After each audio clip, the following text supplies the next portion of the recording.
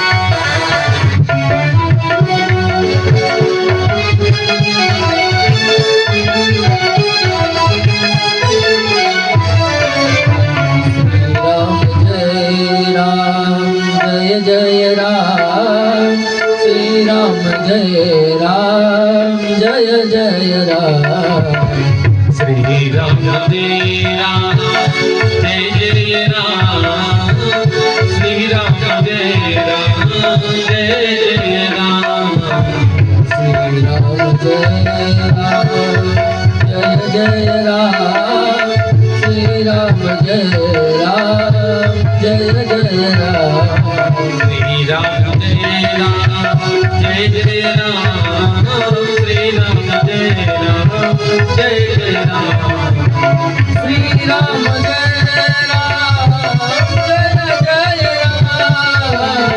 श्री राम जय राम जय जय राम श्री राम जय राम जय जय राम ओ श्री राम जय राम जय जय राम श्री राम जय राम जय जय राम श्री राम जय राम जय जय राम श्री राम जय राम जय जय राम श्री राम जय राम जय राम श्री राम जय राम बोले रामचंद्र भगवान की जय हो श्री हनुमान जी महाराज की जय हो श्री यज्ञ पुरुष नारायण भगवान की जय हो भैया थोड़ा इसकी आवाज बढ़ा दो। जय श्री राम जय श्री राम एक दबी सी आवाज है, खोलो ना आवाज। जय श्री राम हरि ओम जय श्री राम हरि ओम हरि ओम जय श्री राम। आज हम सभी लोग इस दिव्य श्री राम कथा की तृतीय दिवस के अवसर पर एकत्रित हुए हैं। मेरे भाई बहन, ये मानव जीवन बड़े भाग्य से परमात्मा के द्वारा गिफ्ट रूप में मिला हुआ है। भाग्योदयेन बहुजन समर्जितेन, जब भाग्य का प्रारब्ध जगता है तब जाकर के भगवान के चरणों का आश्रय मिलता है, भगवान के चरणों का लगाव मिलता है। तो हम सभी लोग भगवान की छत्र छाया में, माँ भगवती की छत्र छाया में बैठ करके कथा के तृतीय दिवस में अपने जीवन को बनाने के लिए, क्योंकि ये मानव जीवन केवल जन्म लेकर के, कमा करके, खा करके पुनः मौत के दरबार उतर नहीं जाना है। जगत में रहना है तो जीने के लिए कुछ ना कुछ करना पड़ेगा। लेकिन अब जीने के करने के लिए जगदीश को न भूल जाया जाए, भगवान को न भूल जाया जाए।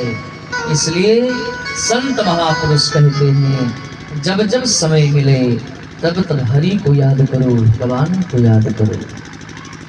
कलयुग में दो ही चीज साधन है, दो ही चीज। कौन कौन सा? एक तो भगवान का नाम। जब प्रहलाद जी महाराज को हिरण्याकश्यप ने मारना चाहा, भागवत में कथा आती है। हिरण्याकश्यप ने पूछा, प्रहलाद तुझे डर नहीं लगता? मेरे हाथ में खड्ग है, कुछ ही क्षणों में तू मौत के घाट उतर जाएगा, तुझे डर नहीं लगता? तो प्रहलाद जी महाराज कहते हैं, वेद व्यास जी महाराज ने लिखा, राम नाम जपताम कुतो भयम।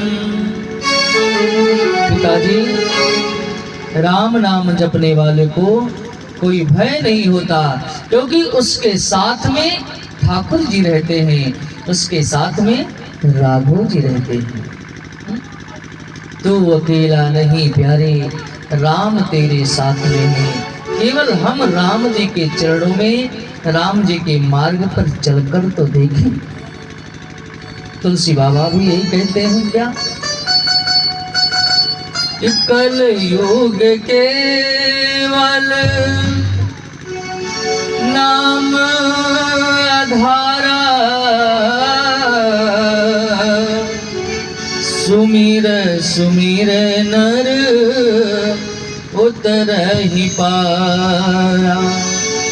कलयुग में केवल भगवान का नाम ही आश्रय है, भगवान का नाम ही सहारा है, क्योंकि भगवान के नाम से बढ़ करके भवसागर को पार करने के लिए कोई दूसरा जहाज नहीं है। लोग कहते हैं भैया राम नाम, कृष्ण नाम, भगवती का नाम ये सर्वोपरि है, क्योंकि संत कहते हैं बालापन में सिखायो गयो, मात पिता ही सत्य हैं, दीवानी में बतायो गयो, काम धाम सत्य हैं। लेकिन जब यहाँ से अंतिम विदाई होती है तो अंतिम में बतायो गयो, राम नाम सत्य है, राम नाम सत्य है, कृष्ण नाम सत्य है। इसलिए कलयुग में एक तो भगवान का नाम और दूसरा भगवान से संबंध कैसे हो, भगवान में प्रीति कैसे हो, इसके लिए भगवान की कथा कि कलयुग केवल हरि गुण गाहा, कलयुग केवल हरि गुण गाहा, कलयुग केवल हरि गुण गाहा, कलयुग केवल हरि गुण गाहा, कलयुग केवल हरि गुण गाहा, कलयुग केवल हरि गुण गाहा, गावत नर पावै भवधाम,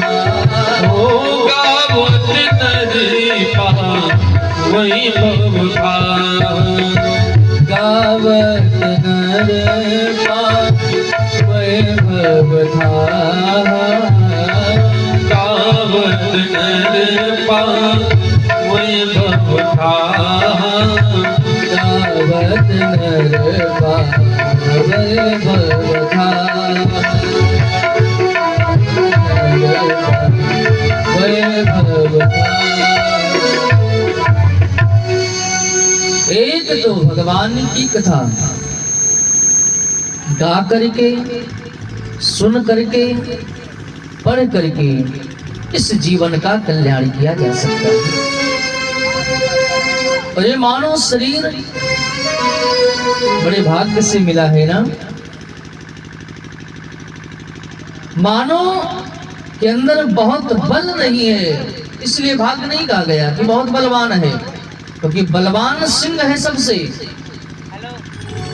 लेकिन मानव के अंदर बुद्धि है, मानव के अंदर सोच विचार करने के लिए क्षमता है, बौद्धिक शक्ति है, क्या करना है क्या नहीं करना है सोच विचार कर करने लायक कर सकता है।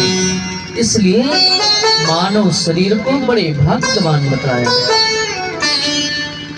बड़े भाग्य मानुष तन पावा। उत्तरकांड में गोस्वामी जी ने लिखा है, बड़े भाग्य मानुष तन पावा, सुर दुर्लभ सद्ग्रंथ गावा। शास्त्रों ने पुराणों ने गाया कि बड़े भाग्य से मिला है, ये भगवान के द्वारा हुआ दिया हुआ एक अमूल्य निधि है, अमूल्य गिफ्ट है। और प्यारे मानव शरीर पा करके यदि हम और आप अपने जीवन को ना संभालें, जीवन को ना बनाएं, तो बाद में तो पश्चाताप ही पश्चाताप करना ही पड़ता है।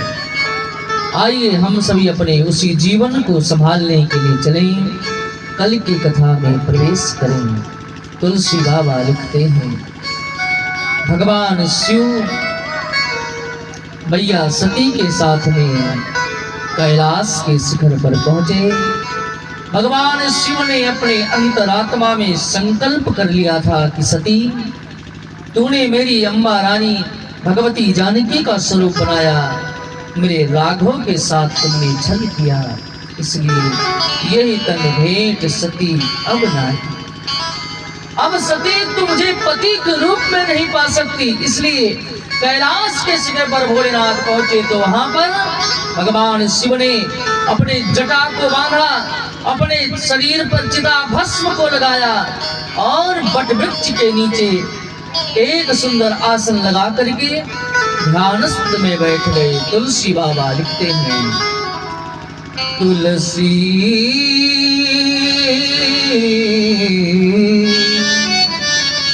शंकर सहज स्वरूप सम्हारा, लागे समाधि अखंड अपार। लगी समाधि अखंड अपार, लगी समाधि अखंड अपार। शंकर सहज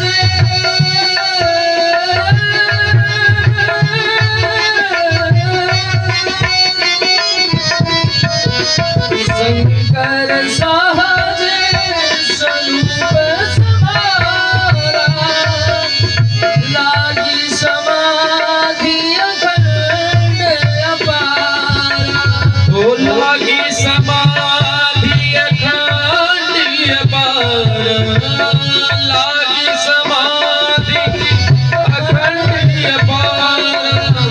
लागी समाधि अखंड अपार। लगी समाधि अखंड अपार। तुलसी बाबा कहते हैं, भोलेनाथ ने अपने शरीर पर भस्मांग का लेपन किया, मुंडों के बाल को पहना, सर्पों की माला को पहना, कानों में कुंडल को पहना और प्राणायाम करते हुए, अष्टांग योग करते हुए वज्रासन पर बैठ करके और अपने आप को समाधिस्थ में विलीन कर दिया। और कैलाश के उच्च शिखर पर भगवती सती अकेली अपने मन में विचार करने लगी, जब से मैं अपने पिता के भवन से ब्याह करके आई, उसके बाद में भोलेनाथ ने इतनी लंबी समाधि आज तक नहीं लगाया। लगता है मुझसे कोई अपराध हो गया, लगता है मुझसे कोई गलती हो गई। पश्चाताप के अग्नि में सती जलने लगी। तुलसी बाबा कहते हैं ना, जल पे सरिस बिकाय। ए बेटा, एक लोग बैठो यहाँ पे, एक लोग हटो यहाँ से, तत्काल एक लोग हटो यहाँ से। बेटा सुनो, एक आदमी को यहाँ पे गए तो माइक सेट करे, अनर्गल बातें न करे, हटाओ यहाँ से। एक आदमी को बैठे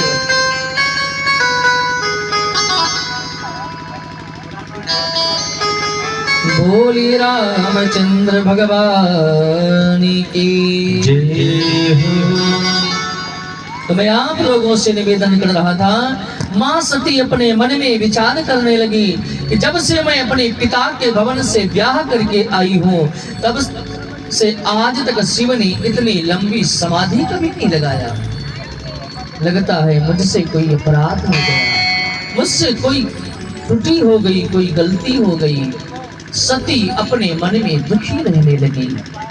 तुलसी बाबा कहते हैं ना, जीवन में जहाँ कपटता आ जाए, जीवन में जहाँ झूठ आ जाए, जीवन में जहाँ पर एक दूसरे के बीच में आपस में मनमुटाव हो जाए, फिर वो परिवार हो, चाहे समाज हो, चाहे जैसी परिस्थिति हो, फिर वो प्रतिकूल ही हो जाती है।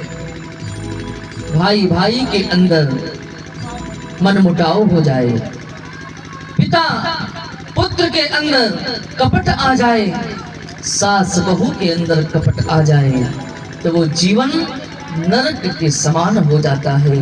वो घर के समान, वो घर बिल्कुल श्मशान के समान हो जाता है। जल पे सरिस बिका देखहु प्रीत गिरीत भली, बिलंग हो ये रस पार, कपट खटाई परत पुनी। तुलसी बाबा कहते हैं जहां पर प्रेम है वहां पर हजार अवगुण भी बिल्कुल खत्म हो जाते हैं। किस तरह? दूध और पानी, दूध का अलग मोल है, अलग दाम है, पानी का अलग मोल है, अलग भाव है, लेकिन जब दूध और पानी को एक में मिला दिया जाता है तो कोई ये ग्वाल से नहीं कहता भैया 1 लीटर दूध में कितना आपने पानी मिलाया है, कितना इसमें ओरिजिनल दूध है, बल्कि दूध अपने भाव से पानी को बेचना प्रारंभ कर देता है। यदि 60 रुपया लीटर, 70 रुपया लीटर, 100 रुपया लीटर यदि दूध है तो पानी भी उसी के भाव में जाने लगता है। ये प्रेम है। लेकिन दूध और पानी को जब अलग करना हो ना तो खटास छोड़ दो तो दूध अलग हो जाएगा, पानी अलग हो जाएगा। इसी तरह जहाँ पर प्रेम है, चाहे घर का कोई कमजोर व्यक्ति हो या कोई सबल व्यक्ति हो या ज्ञानी व्यक्ति हो या मूर्ख व्यक्ति हो, सब एक साथ में लेकर के चलते हैं। लेकिन जहाँ पर कपट आ जाता है, जहाँ पर दोष आ जाता है, फिर वो अलगाव हो जाता है। और जहाँ पर कपटता की दीवार खड़ी हो जाती है, फिर मेरे भाई बहन चाहे जितना बनाने का प्रयास किया जाए फिर वो बनता नहीं है।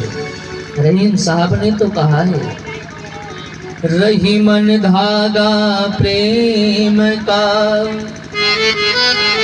मत तोड़ो चटकाय, टूटो सो फिर नहीं जुड़े, जुड़े गांठ पर जाए। जो ये प्रेम का बंधन होता है, प्रेम का जो डोर होता है, बहुत ही नाजुक होता है।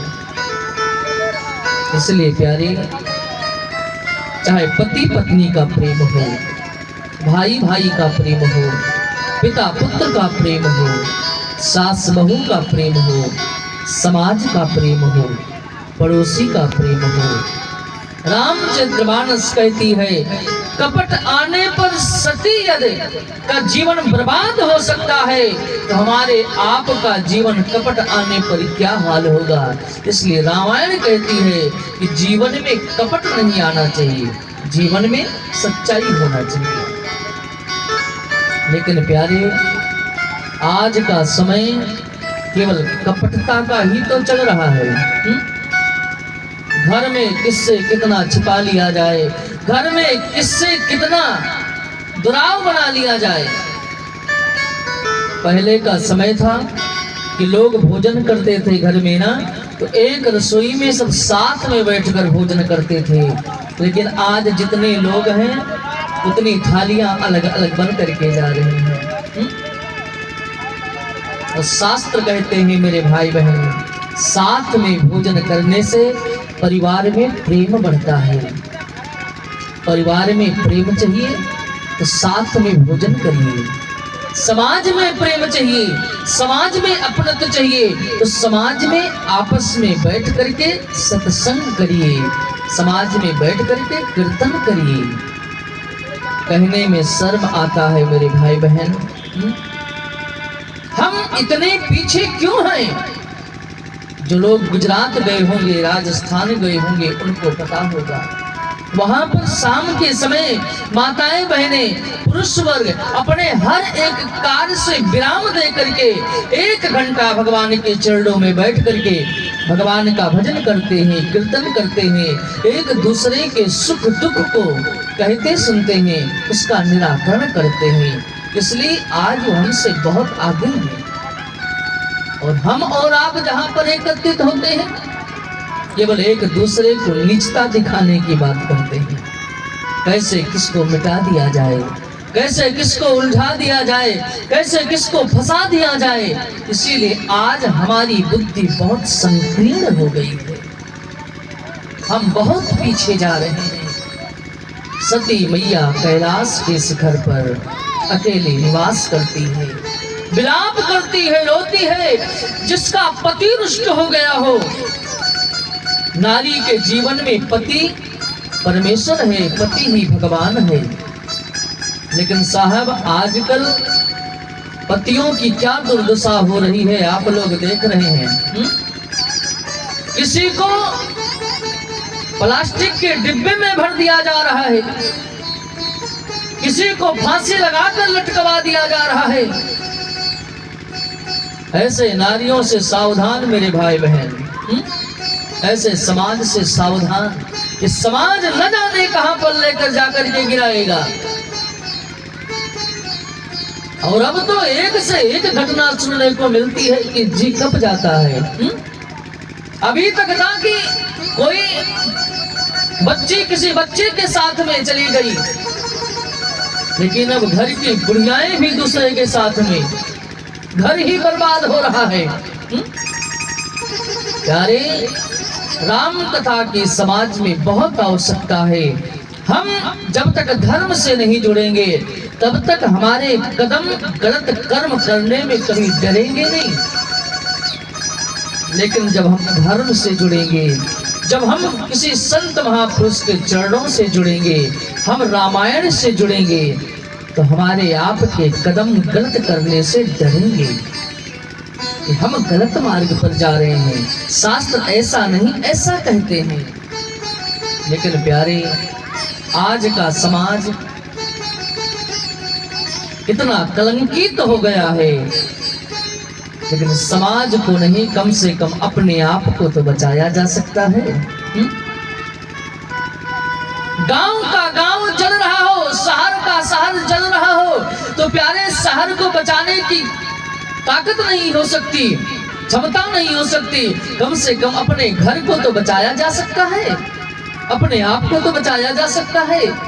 यदि इंसान केवल अपने आप को बचाने में लग जाए तो हमें लगता है अपने आप को बचाते बचाते एक दिन समाज ही पूरा बच जाएगा। लेकिन प्यारे, फिर भी हमें अपना अवध प्रांत, अवध क्षेत्र बहुत बहुत धन्यवाद देते हैं। कम से कम इन कुरीतियों से तो कम से कम बचा है। कि हमारे रामलला जो सरकार की बहुत बड़ी कृपा है, अयोध्यानाथ की बहुत बड़ी कृपा है। लेकिन कब तक इन आग की लपट से बच सकता है ठाकुर जी ही जाने, जब तक भगवान की कृपा। तो मैं आपसे निवेदन कर रहा था, सती के पति जब रुष्ट हो गए, जिसका नाम शिव है। शिव का मतलब मेरे भाई बहन, शिवस कल्याणम करोति सः शिवा, जो साक्षात कल्याण की मूर्ति है, जो साक्षात धर्म की मूर्ति है। और जिसके जीवन से धर्म रुष्ट हो जाए, जिसके जीवन से कल्याण रुष्ट हो जाए, अलग हो जाए, तो इसके जीवन की क्या कथा होगी। और मेरे भाई बहन, नारी के लिए उसका पति ही सब कुछ है। एक नारी सब कुछ सह सकती है, लेकिन अपने पति का वियोग नहीं सह सकती, अपने पति का वियोग कदाप नहीं सह सकती। मैया सती कैलाश के शिखर पर भगवान शिव के वियोग में अकेले विलाप करती हैं, अकेले रोती हैं, भगवान से प्रार्थना करते हैं कि हे प्रभु, अब मैं जीना नहीं चाहती, मेरे जीवन से मेरे पति, मेरे परमेश्वर, मेरा शिव रुष्ट हो गया, अब मैं जीना नहीं चाहती। और माँ भगवती मैया सती भगवान से प्रार्थना करती है, मांग करती है, जो प्रभु दीन दया हाल कहावा, आरती हरण वेद यश गावा। प्रभु दीन दयाल कहावा, आरती हरण वेद यश गावा। तो प्रभु देह छूट यह मोरी, तो प्रभु देह छूट यह मोरी, तो प्रभु देव निहोरा तोरी, तो प्रभु देव निहोरा तोरी। सती कैलाश के शिखर पर भगवान से प्रार्थना करती है कि हे राघव, मैंने आपका अपराध किया है और शिव ने आपके अपराध के चलतन मेरा परित्याग कर दिया। अब मैं अपने पति के वियोग में रहना नहीं चाहती, मेरी मौत हो जाए। भगवान से प्रार्थना करती है, प्रभु आपकी आंख में वो जादू है, आपके चरणों में वो कृपा है, एक बार कृपा कर दो, ये सती का शरीर पूरा हो जाए। सती अब जीवित नहीं रहना चाहती। यदि मेरे पति के साथ में रहना भी पड़ेगा तो मैं उनसे नजरें नहीं मिला पाऊंगी, मैं उनसे दिल खोल कर बातें भी नहीं कर सकती। सती भगवान के चरणों में प्रार्थना करती है, तेरी अखियां है जादू भरी।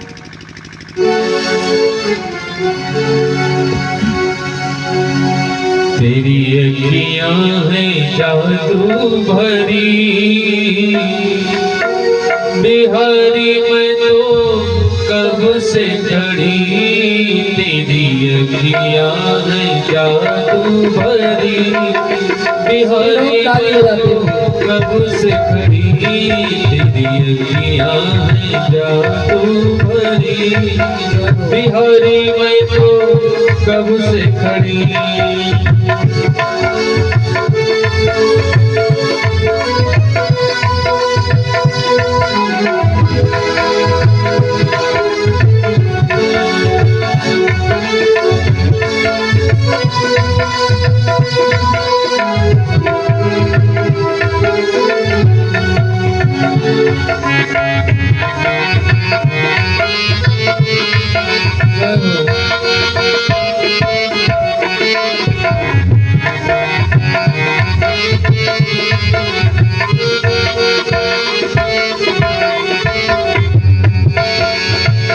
सुन लो मेरे श्याम सलोना,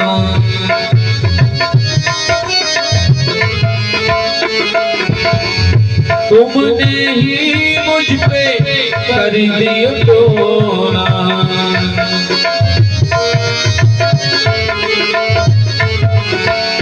सुन लो मेरे श्याम सलोना, तुमने ही मुझ पे कर दिया टोना। मेरी अखियां तेरी अखियां तुम्हीं से लड़ी, बिहारी मैं तो कब से खड़ी। तेरी अखियां हैं जादू भरी, बिहारी मैं तो कब से खड़ी।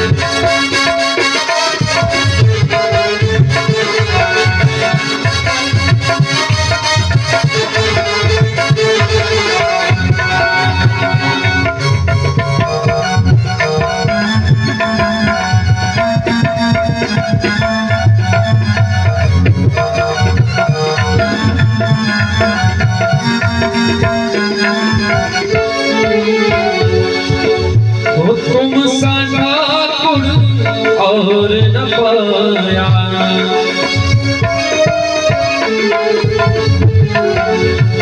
तुमसे ही मैंने नेह लगाया।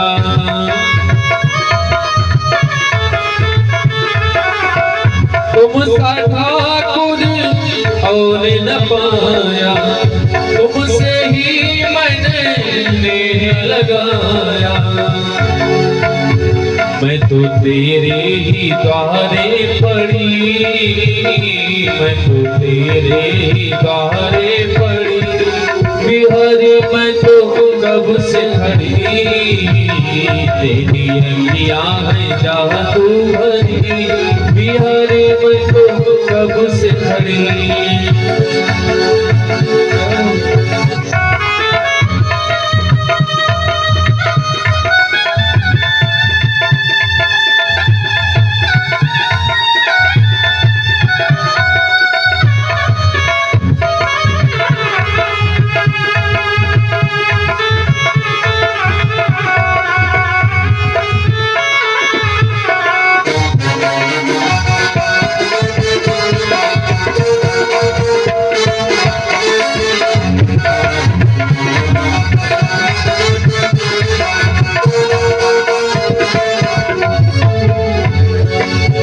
कृपा करो हरिदास स्वामी।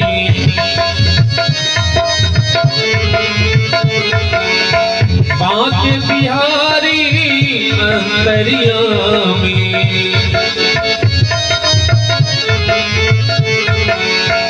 कृपा करो हरिदास स्वामी। बांके बिहारी अंतर्यामी। मेरी टूटे ना हो मेरी टूटे ना। मेरी टूटे ना तुमसे लड़ी। बिहारी मैं तो कब से खड़ी। तेरी अखियाँ है जादू भरी। बिहारी मैं तो कब से खड़ी।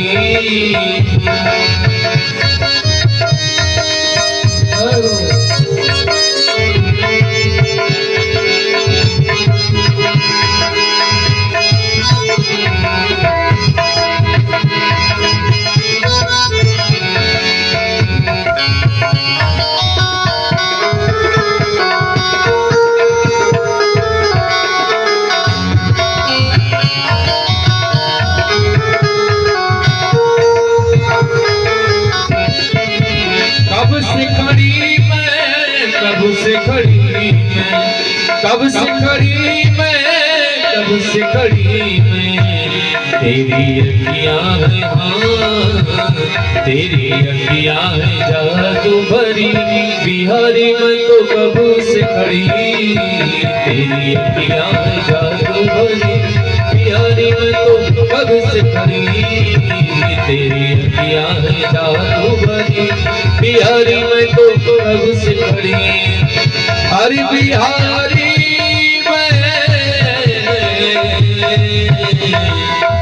तो कब से बोले रामचंद्र भगवान की जय हो। मैया सती कैलाश के शिखर पर भगवान से प्रार्थना करती है। देखिए मेरे भाई बहन, रामायण कहती है ना, जहाँ पर चार परिवार हैं कुछ ना कुछ खटपट तो लगा ही रहता है। कभी पति पत्नी में, भाई भाई में, सास बहू में, माता पिता में, बच्चों में। अब इसका मतलब ये नहीं कि थोड़ा हो जाए तो बस प्रत्याग ही कर दिया जाए। परिवार को चलाने के लिए थोड़ा सा सख्त होना भी जरूरी होता है। लेकिन इतनी सख्ती भी नहीं अच्छी है कि एक बार सख्त हो गए तो फिर तबला चढ़ा का चढ़ा। थोड़ा सा डांट करके, थोड़ा सा लाइन पर ला करके पुनः प्रेम। लेकिन कुछ जगह पर होता है कि एक बार झगड़ा हो गया तो फिर वर्षों में वो व्यतीत हो जाता है, और वर्षों में व्यतीत नहीं, फिर वो झगड़ा तो कोर्ट कचहरी तक चला जाता है। क्या क्या नहीं हो जाता। एक सरदार जी थे, एक सरदार जी थे, पति पत्नी थे। तो आपस में किसी बात को लेकर के दोनों में कहासुनी हो गई। अब सरदार तो जुबान के पक्के होते हैं, उन्होंने अपने गुरु साहब का सौगंध ले लिया कि मैं तुमसे बात नहीं करूंगी, मेरे गुरुदेव साहब का सौगंध है। उनकी धर्म पत्नी भी कम नहीं थी, उसने भी सौगंध ले लिया। अब दोनों एक ही घर में, एक ही कमरे में, एक छत के नीचे रह रहे हैं, लेकिन बातें नहीं होती हैं। किसी को कुछ कहना होता है तो लिस्ट पे लिख करके टेबल पर रख देते हैं, उसको पढ़ करके उनकी वो पूर्ति कर देते हैं। लेकिन आपस में प्रेम है, महीना भर बीता, 2 महीना बीता, अब सौगंध है, लेकिन बोले तो कौन बोले पहले? पति बोलता है तो पति का सौगंध टूटेगा, पत्नी बोलती है तो पत्नी का सौगंध। इसलिए शास्त्र कहते हैं क्रोध में किसी विषय पर निर्णय नहीं लेना चाहिए। लोग क्रोध में आकर के निर्णय ले लेते हैं कि हम ये कर डालेंगे, लेकिन जब क्रोध दूर होता है तो पश्चाताप होता है, मैंने गलत निर्णय ले लिया। शास्त्र कहते हैं, पुराण कहते हैं, क्रोध में निर्णय मत लो, आनंद में किसी को वचन मत दो। ये 2 चीज ध्यान रखने योग्य है। क्रोध में निर्णय नहीं लेना चाहिए और बहुत आनंद में वचन नहीं देना चाहिए। हो सकता है पूरा कर पाओ कि ना पूरा कर पाओ। हाँ, राजनीति की प्रथा अलग है कि वो वचन दे देते हैं, पुनः मुकर जाते हैं, वो अलग चीज है, मैं उस विषय पर नहीं जाना चाहता। दोनों बिल्कुल वचन के पक्के, बोले तो कौन बोले। 6 महीना व्यतीत हो गया, ठंडी का समय था। सरदार जी सुबह सुबह का समय था तो बैठकर अंगीठी में अग्नि सेक रहे थे, और उनकी धर्मपत्नी जी सुबह सुबह का समय था तो कुछ बर्तन साफ कर रही थी। अब सेठ जी अंगीठी सेक रहे हैं, सिगरेट का धुआं उड़ा रहे हैं, और उनकी जो धर्मपत्नी थी बर्तन साफ कर रही है। एकाएक उन्हें कपड़ा जलने का दुर्गंध आया, क्योंकि जहां पर कपड़ा जलता है तो अपना दुर्गंध चारों तरफ फैलाना चालू कर देता है। तो सरदार ने सोचा कि कपड़ा कहाँ जल रहा है, चारों तरफ देखा तो देखा सेठ जी अंगीठी में, सेठ जी पैजामा पहने हैं, उनका नाड़ा अंगीठी में, और ऊपर धुआं छोड़ रहे हैं। सरदार ने सोचा ठीक है, बोलते तो है नहीं, मैं भी नहीं बोलूंगी। पहले नारा जड़ेगा, फिर पैजामा जड़ेगा, फिर सरदार साहब भी जलेंगे, जलने तो मुझसे क्या लेना देना। लेकिन बार बार सरदार नहीं नारे की तरफ, अंगीठी की तरफ देख रही है। मन में सोचती है बोलूं कि ना बोलूं, पुनः विचार करती है, सौगंध है, बोलूंगी नहीं। पुनः विचार किया, पति तो हमारे ही हैं, जल गए, कष्ट होगा, इनको तो भोगना मुझे ही पड़ेगा, लेकिन सौगंध नहीं तो क्या करूं। एक युक्ति निकाला, जिस तरफ सरदार साहब बैठ करके अंगीठी के में अग्नि सेक रहे थे, उसके विपरीत में मुख करके जोर से आवाज लगाई कि किसी का नारा जल रहा है। सेठ ने सोचा कि यहाँ पर कोई नहीं, मैं ही हूँ, नारा जल रहा है। देखा नारा आग में तुरंत बुझाया। सरदार ने सोचा सौगंध का बोली नहीं, लेकिन मैं भी जवाब दूंगा इसका। सरदार ने दूसरे तरफ मुंह करके कहा, किसी का नारा जल रहा है तो किसी का क्या जा रहा है।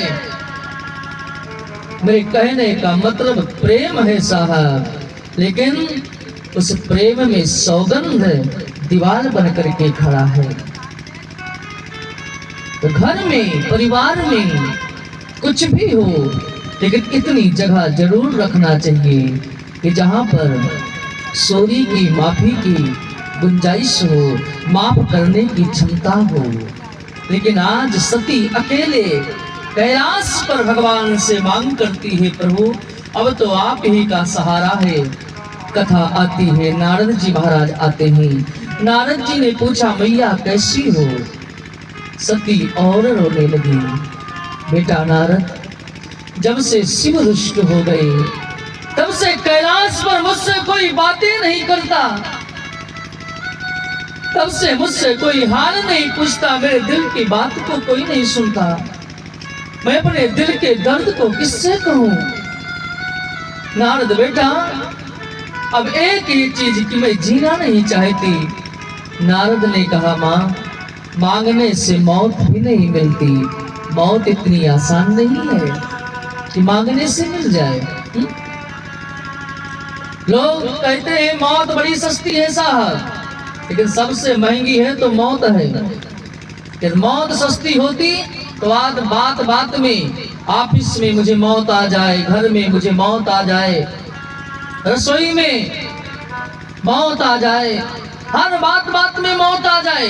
यदि मांगने से मौत मिलती ना, तो जाने कितने लोग मौत के घाट उतर जाते। लेकिन आज सती मौत को मांगती है। संत नारद के चरणों में निवेदन करती है कि बेटा अब मैं जीना नहीं चाहती, अब मेरा कोई उद्धार करो, मेरा कोई मार्ग निकालो। नारद ने कहा, मां चिंता मत करो, भोलेनाथ अब समाधि से जगने वाले हैं और समाधि टूटेगी, जा करके उन्हीं से निवेदन करना और वहीं से मार्ग निकल आएगा। ऐसा कह करके नारद जी महाराज जाते हैं। तुलसी बाबा लिखते हैं, भगवान शिव की समाधि एक दिन की नहीं, 2 दिन की नहीं, 1 वर्ष की नहीं, 2 वर्ष की नहीं, तो पूरे 87,000 वर्ष बीत गए। कि बीते संवत सहस 87, शंभु समाधि तजी अविनाशी। सहस 87, शंभु समाधि तजी अविनाशी। बीते संवत सहस 87, बीते संवत सहस 87, शंभु समाधि तजी अविनाशी। शंभु समाधि तजी अविनाशी। और जगने के बाद में राम नाम शिव सुमिरन लागे, राम नाम शिव सुमिरन लागे। जानो सती जगतपति जागे, जानो सती जगतपति जागे। जानो सती जगतपति जागे, जानो सती जगतपति जागे।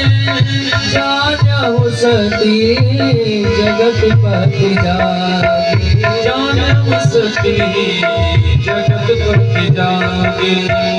तुलसी बाबा लिखते हैं, भगवान शिव की समाधि 87,000 वर्ष के बाद में टूटी तो जग करके राम राम कहना चालू किया। तो सती कुछ दूर पर अकेले बैठी थी, उसको राम सुनाई पड़ा तो अपने मन में विचार किया कि शिव की समाधि टूट गई। तुलसी बाबा कहते हैं कि कौन जगा? सती के पति? बोले नहीं, सती से तो रिश्ता दूर हो गया, सती से तो रिश्ता अलग हो गया। तो जानो सती जगत पति जागे, जो जगत के मालिक हैं, जगत के नियंता हैं, अब वो जगे। जागर के माँ भगवती ने चरणों में वंदन किया। शिव ने पूछा, सती कैसी हो? सती रोने लगी, भगवान जिसका पति रुष्ट हो गया हो, जिसका संसार रुष्ट हो गया हो, उसका जीवन कैसे व्यतीत हो सकता है? अब वाम भाग में सती मैया बैठना चाहती थी, भगवान शिव ने मना कर दिया, देवी अब तुम वाम भागनी मेरी नहीं हो सकती, तो अब तुम सामने बैठो। जाय शंभु पद बंदन कीन्हा, सन्मुख शंकर आसन दीन्हा। और सती ने कहा, भगवान अब मैं जीना नहीं चाहती, अब मेरा उद्धार करो, मेरा कल्याण करो, क्योंकि आपके वियोग में मेरा जीना बिल्कुल जहर की समान है। भगवान शिव ने कहा, पागल, ऐसा कोई सोचता है क्या? अरे तेरे लिए कैलाश है, तेरे लिए मायका है, तो क्यों मरना चाहती है? लेकिन शिव ने कभी अपने मुख से नहीं कहा कि तेरे लिए मैं भी हूं, क्योंकि संबंध तो अलग हो चुका है। बहुत प्रार्थना करने पर भगवान शिव से शिव ने कहा कि देवी, तेरा कल्याण केवल राम कथा कर सकती है और कुछ नहीं कर सकती। भगवान शिव कैलाश के शिखर पर मैया सती को राम कथा सुनाना प्रारंभ करते हैं। उसी समय महाराज सती के पिता महाराज दक्ष प्रजापति के ईश होते हैं। शिव के प्रतिशोध की भावना में हरिद्वार के पावन धरती जो आज कनखल है, वहां पर एक यज्ञ की रचना करते हैं। सबको निमंत्रण दिया, शिव को निमंत्रण न दिया, बदले की भावना से। एक बार की बात है, प्रजापति के ईश बनाए गए महाराज दक्ष, तो उनका स्वागत होने के लिए समारोह रखा गया। उसमें सब देवी देवता पधारे। भगवान ब्रह्मा, भगवान विष्णु जगत के पिता, जगत के रचयिता हैं, वो प्रजापति दक्ष के आगमन पर खड़े न हुए और शिव उस समय समाधि में थे। तो जो आंख मूंद करके पूजन कर रहा हो, कौन आ रहा है कौन जा रहा है उसको क्या पता। लेकिन दक्ष ने इस बात को अपना अपमान समझा कि मेरा दामाद हो करके और मेरा ही स्वागत नहीं किया। बहुत भला बुरा कहा कि हे शिव, रहता शमशान में है, भूत प्रेत की टोली में है, तू किसी का सम्मान करना क्या जाने, तेरे अंदर जो है तू वही कर रहा है। और यहाँ तक कह दिया कि तुझे आज के बाद में यज्ञ में कोई भाग नहीं देगा। ऐसा कह करके दक्ष के लिए रखा गया था आशीर्वाद समाज, लेकिन वहां पर श्रापा श्रापी का सभा हो गया। भगवान विष्णु ने कहा, भैया ये सब क्या हो रहा है, सबको वापस किया। अब लेकिन दक्ष ने श्राप दिया कि यज्ञ में भाग शिव को नहीं होगा, इसलिए यज्ञ होना ही बंद हो गया। अब प्रारंभ कौन करे, तो ये श्री गणेश ने कार्य किया। दक्ष ने कनखल की धरती पर यज्ञ करना चालू किया, सबको निमंत्रण दिया, शिव को निमंत्रण न दिया। आज जब मैया सती को कथा कहना प्रारंभ किए, तो उसी समय देवता लोग आकाश से विमान लेकर के कैलाश के ऊपर से निकलने लगे। देखो देवता भी ना बड़े कौतुकी हैं, वो चाहते तो अलग से विमान घुमा करके जा सकते थे। पता था कि शिव का और दक्ष का बनता नहीं आजकल, लेकिन ऊपर से विमान निकाला। और दो चार देवताओं ने पूछा भी, क्यों शिव चलोगे नहीं, तुम्हारे ससुराल में यज्ञ है? प्यारे, रामायण कहती है ऐसे लोग आज भी हैं। यदि किसी को पता चल जाए कि फला व्यक्ति का फला से आजकल बनता नहीं है, तो बार बार उसकी चर्चा करेगा, रे उसके यहाँ तो वो उत्सव है, आपको नहीं बुलाए क्या? मेरे पास तो 4 बार फोन आया था, जाने की इच्छा नहीं थी क्योंकि आपको बुलाया नहीं, आप मेरे मित्र हो, लेकिन क्या करूं, जाना पड़ेगा। सुनाएंगे। ये भावना आज की नहीं है, आज की चली आ रही है। भैया सती ने पूछा, बोले आज ये विमान? शिव ने कहा, देवी तुम कथा सुनो, विमान पर अपने मत को मन मत अटकाओ। सती ने हठ किया कि भगवान मैं विमान के बारे में जानना चाहती हूँ। शिव ने कहा, देवी जी तुम्हारे पिताजी एक यज्ञ कर रहे हैं, उस यज्ञ में सभी लोग भाग लेने के लिए जा रहे हैं, आतिथ्य बन करके जा रहे हैं। भैया सती ने कहा, भगवान तो निमंत्रण अपने पास भी आया होगा, अपने घर भी आया होगा। भगवान शिव ने कहा, देवी निमंत्रण मेरे यहाँ नहीं दिए, क्योंकि मेरे ही प्रतिशोध की भावना से यज्ञ कर रहे हैं तुम्हारे पिताजी। मैया सती ने कहा, भगवान आप रहते हो पहाड़ों के ऊपर कैलाश पर, कोई आया होगा निमंत्रण लेकर के यहाँ तक नहीं आ पाया, और भगवान मैं जानती हूँ अपने पिताजी को, आप चलिए ना, मेरा मायका है, मैं सब संभाल लूंगी। भगवान शिव ने कहा, देवी मैं जरूर चलता, लेकिन जहां पर अपमान के बदले में कोई कार्य हो रहा हो वहां जाने पर अच्छा नहीं होगा। जहां पर सार्वजनिक कार्य हो फिर वहां निमंत्रण का भावना भी नहीं रखना चाहिए कि कोई आवे बुलावे, कोई फोन करे, कोई पत्र आवे तब मैं चलूं। जैसे आपके जो इस ग्राम में हमारे पूज्य श्री सियाराम दास जी महाराज जो यज्ञ करा रहे हैं, किसी एक का नहीं है, सबका है, सबके सहयोग से है। अब कोई व्यक्ति ये सोचे कि मेरे पास आते, फोन करते, कार्ड लेकर के आते तब मैं चलता, तो प्यारे अपनी बेटा बेटी की शादी तो यहाँ पर ठाने नहीं है, धर्म का कार्य ठाने हैं। साधु और क्या कर सकता है धर्म के अलावा। अब आप निमंत्रण के बारे में सोचो कि कारण आवे, बुलावा आवे तब मैं चलूं, तो प्यारे फिर ये आपकी गलती है। इसलिए जहां पर सार्वजनिक कार्य हो, मंदिर में, यज्ञ में, कथा में, उत्सव में, वहां पर बिना बुलाए चले जाना चाहिए। दूसरी बात, अपने मित्र के यहाँ, अपने सगे संबंधियों के यहाँ कोई उत्सव हो और कारणवश भूल गया हो, आपके यहाँ पत्र ना पहुंचा पाया हो, तो वहां भी चले जाओ, आपको दोष नहीं लगेगा। लेकिन जहां पर प्रतिशोध की भावना से जहां कार्य किया जा रहा हो, बदले की भावना से जहां पर कार्य किया जा रहा हो, फिर अपना कोई सगा भी कर रहा हो, तो रामायण कहती है कि तहां गए कल्याण न हो। वहां जाने पर हित नहीं होगा।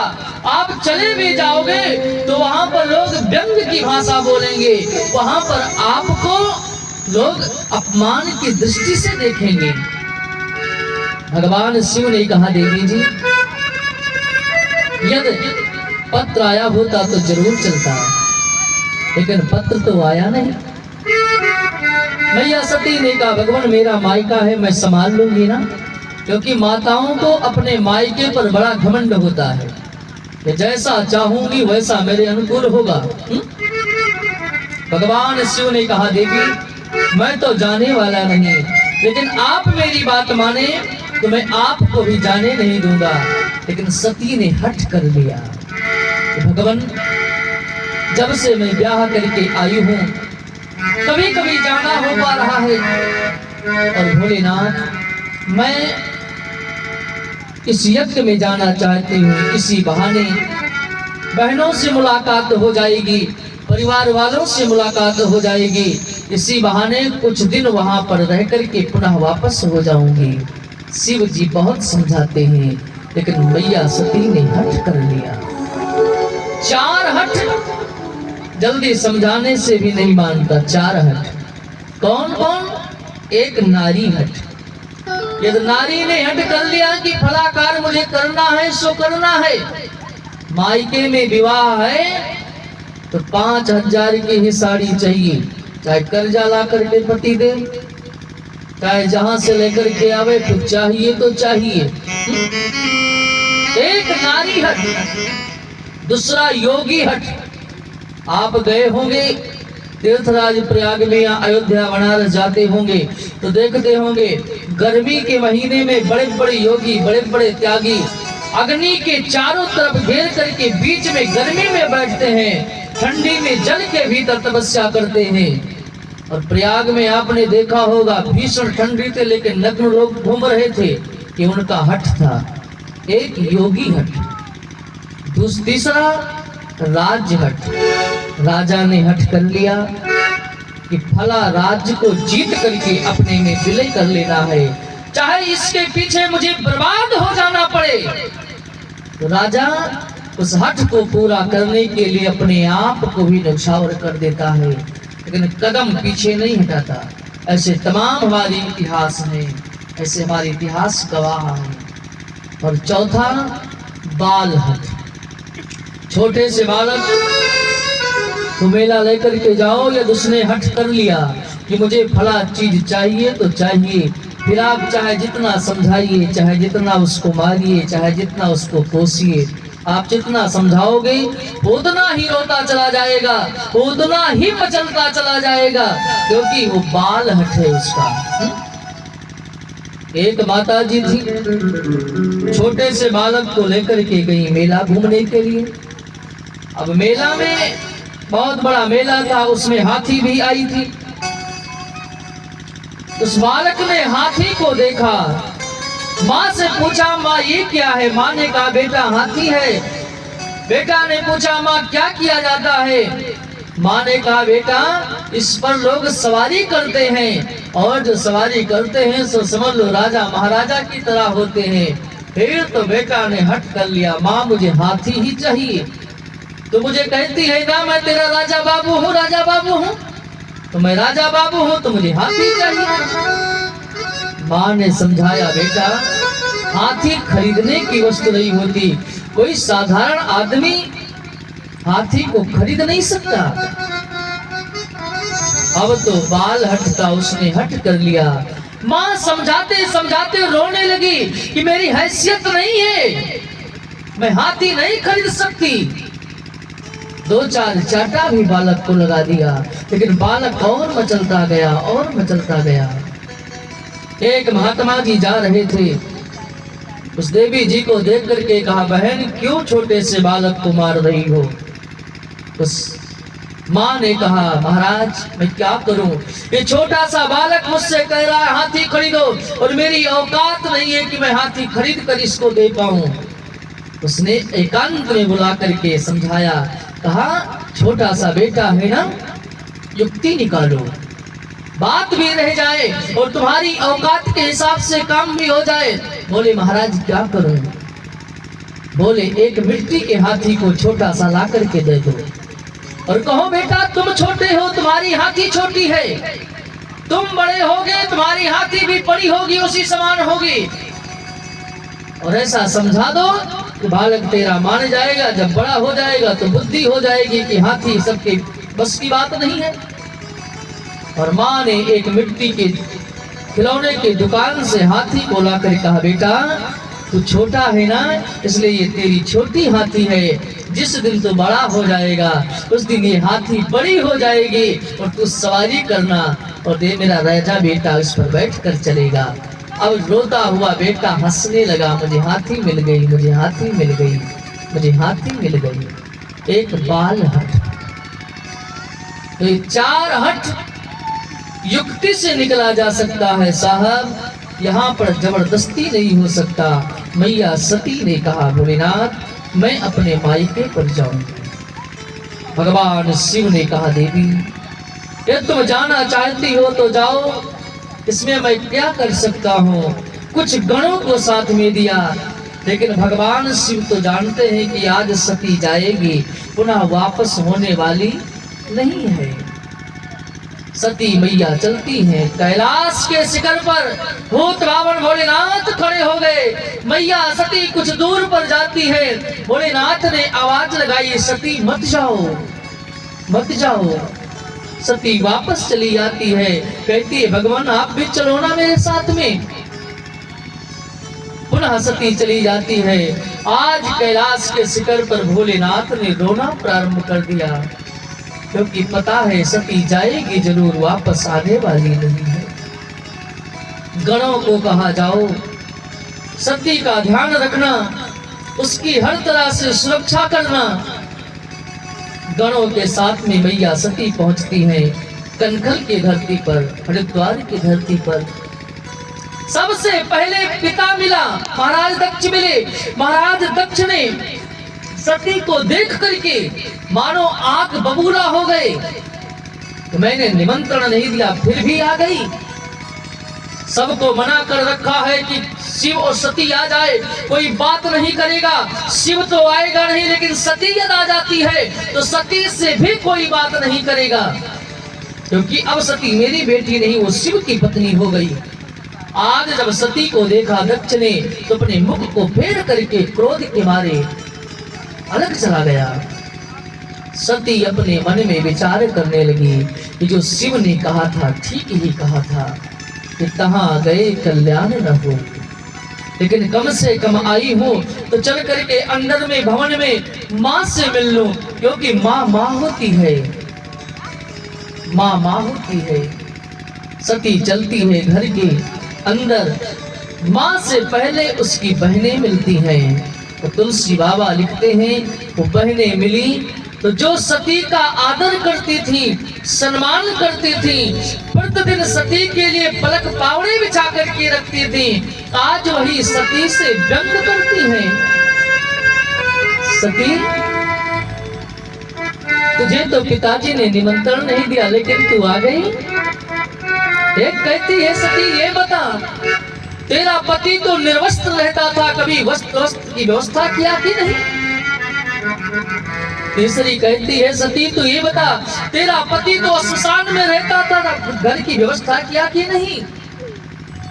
चौथी कहती है सती मैं जानती थी कि तू नहीं आएगी, लेकिन लगता है तेरे पति ने तुझे धक्का मार करके भगा दिया, और यहाँ पर पिताजी ने भी तेरा आदर नहीं किया।